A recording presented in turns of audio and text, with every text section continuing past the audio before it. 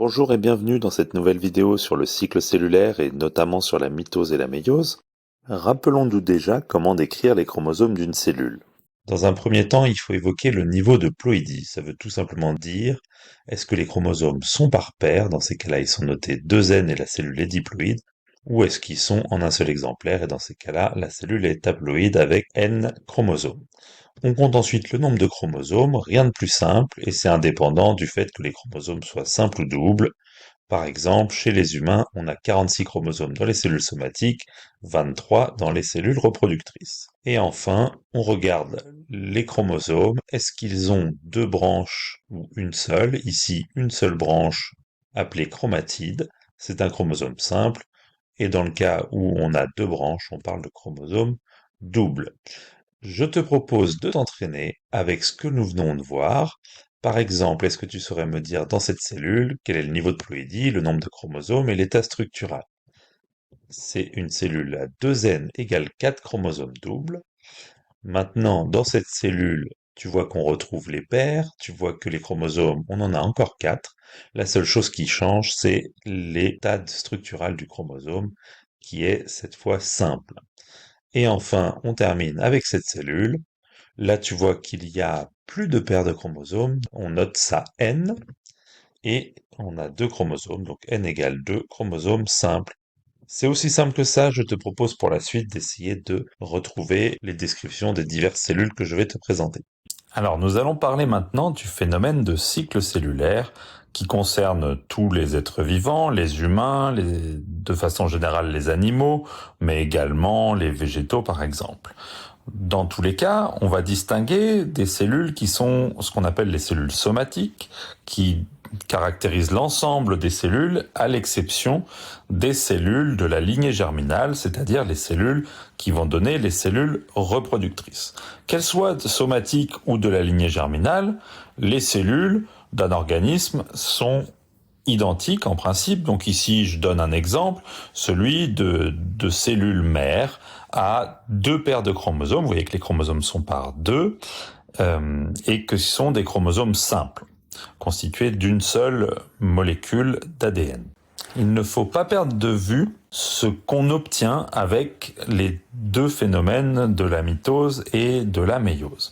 Dans le cas d'une mitose, ce sont des cellules qui vont se renouveler ou permettre la croissance et qui vont former des cellules identiques. Vous voyez que les cellules filles que je vous illustre ici contiennent elles aussi deux paires de chromosomes, donc 2N égale 4, et qu'on obtient des cellules filles exactement identiques. Ce n'est pas le cas dans le cas des cellules de la lignée germinale qui vont former des cellules reproductrices.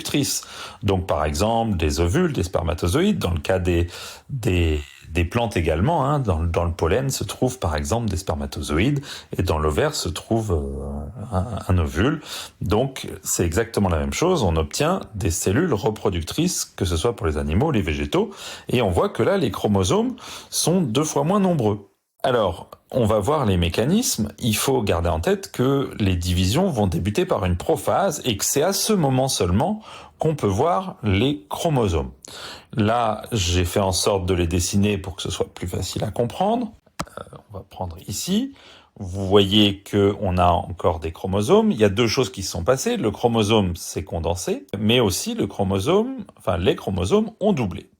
Ils sont à deux chromatides au moment de la prophase, ce qui n'était pas le cas dans l'étape précédente qu'on appelle l'interphase. Alors si je détaille cette interphase, que ce soit pour la mitose comme pour la méiose, on va avoir une duplication du matériel génétique et donc ça se passe pendant la phase S de l'interphase, S pour synthèse. À ce moment-là, on va également avoir des chromosomes qui sont décondensés, donc on ne les voit pas normalement ces chromosomes. Quand on regarde, la plupart du temps, les cellules elles sont en interphase. On voit un noyau qui peut être coloré du fait de la présence d'une coloration de l'ADN, mais par contre, les chromosomes ne sont pas visibles. Les chromosomes vont être condensés pendant les étapes de la division, que ce soit la mitose ou la méiose. Pendant l'interphase, donc la phase qui précède la phase de synthèse, c'est la phase G1. Cette phase G1, on va la retrouver dans les cellules filles à l'issue de la division. Donc c'est le début de l'interphase.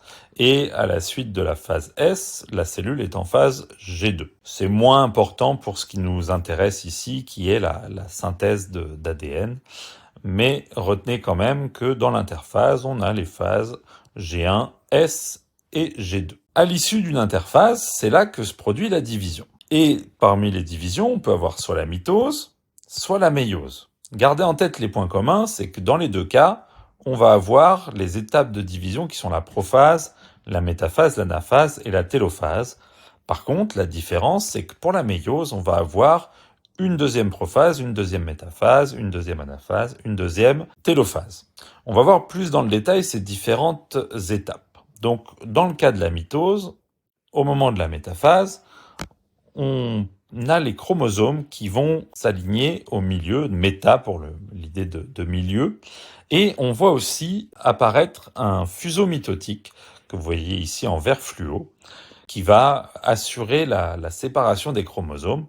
Au moment de l'anaphase, on voit ici une séparation des chromatides des chromosomes doubles. Vous voyez que les chromosomes, là, les chromatides se sont séparés et qu'il va y avoir une migration. S'ensuit la télophase, donc télo, il y a l'idée de division, et on aboutit à des cellules dans lesquelles les chromosomes ont été séparés. Vous voyez que pourtant il y a encore 4 chromosomes, comme initialement, simplement on est passé de chromosomes doubles à des chromosomes simples. Ici, les chromosomes sont encore condensés. Dans le cas de la méiose, on retrouve cette métaphase, mais gardez en tête que ça c'est le moment crucial. Si on compare la métaphase qu'on a dans le cas d'une méiose avec la métaphase qu'on a dans le cas d'une mitose, vous voyez que la grande différence, c'est que pour la métaphase de la mitose, les chromosomes sont alignés et ça va être les chromatides qui vont se séparer au moment de l'anaphase. Dans le cas de la méiose, vous voyez que c'est les paires de chromosomes qui sont alignés dans ce qu'on appelle la zone équatoriale, donc au milieu. On a les paires de chromosomes qui vont être en métaphase, et c'est cette fois les chromosomes qui se séparent et non pas les chromatides. Donc c'est la grosse différence entre la mitose et la méiose, et c'est à ce moment précis qu'on va avoir division par 2 du nombre de chromosomes. Les chromosomes ne seront plus par paire, et donc on obtiendra des cellules, comme vous voyez ici, à n chromosomes. Ici, on a n chromosomes égale 2. Donc ici, on est en télophase, il y a eu la télophase 1 qui a divisé les cellules, et en prophase 2, on a le noyau qui s'est reformé, et la prophase 2 va être suivie de la métaphase, avec là encore le fuseau mitotique qui apparaît. Et là, vous voyez qu'on a exactement comme pour la mitose, donc cette phase-là, elle est plus facile à retenir. La seule chose qu'il faut retenir, c'est que dans cette phase-là, tout va se passer pareil que pour la mitose, mais avec 2 fois moins de chromosomes. Vous voyez qu'on en a 2 et non plus 4. Et donc, on va avoir là, comme pour la mitose, une séparation des chromatides. Et à l'issue de cette séparation, on aura la télophase 2, suivie ensuite de l'interphase. Et donc, on va retrouver des cellules filles en phase G1 avec 2 fois moins de chromosomes. On garde en tête l'idée que la première division de méiose, c'est elle qui divise par 2 le nombre de chromosomes. Donc, on n'aura plus du 2n, on aura du n. Et par contre, que la deuxième division de méiose, elle est tout à fait banale. C'est simplement qu'elle nous fait obtenir 4 cellules filles au lieu de 2 cellules filles. Ce qu'elle va changer, c'est le nombre de chromatides dans les chromosomes qui vont passer de 2. Un dernier point qu'il faut garder en tête, c'est ce moment de la réplication, qu'on a en mitose comme en méiose, où les chromatides vont doubler. Et donc ça consiste en une réplication de l'ADN. Et donc je vous renvoie vers l'expérience de Messelson et Stahl et la notion d'œil de réplication qu'on peut voir en microscopie électronique. Et donc, c'est ça le lien entre l'ADN et les chromosomes. Je vous mettrai quelques liens en commentaire. J'espère que cette vidéo vous aura aidé à y voir plus clair. Et je vous dis à bientôt.